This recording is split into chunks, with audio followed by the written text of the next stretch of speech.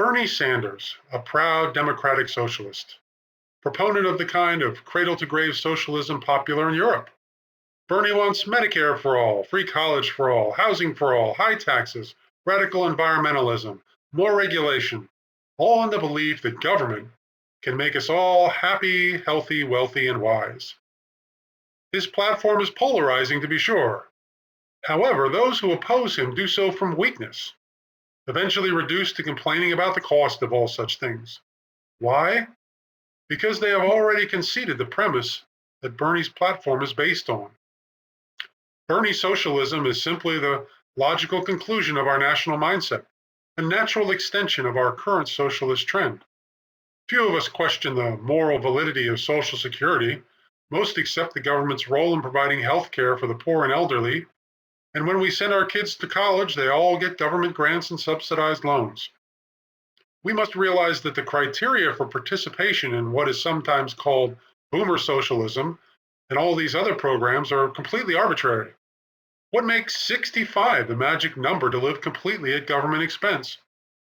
If we assume that some can live at the expense of others just because they have reached a certain age, what real argument can you make against a universal basic income?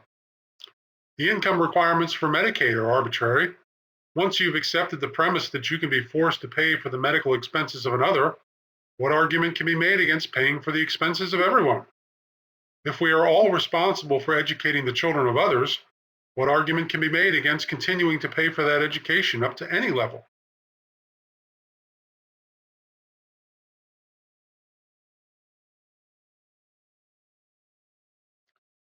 Once you have embraced the idea that it is acceptable for one man to live at the expense of another, that the government can extort money from one to give to another for any reason, then the argument devolves into questions of how much and to whom.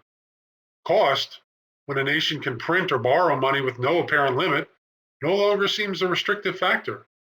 Citizens seek to become part of the groups receiving the largesse, and conflict and resentment are the result. The only fair thing to do is to give everything to everyone, and poverty and tyranny are the inevitable result. It is time to stop trying to tweak or reform an immoral system.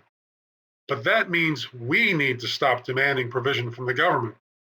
The real problem with a country's slide into socialism looks back at us in the mirror. We need to stop living at the expense of our neighbor.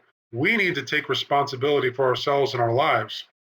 Until we do, as long as the argument is over how much and to whom, liberty will continue to wither away until it's only a distant memory.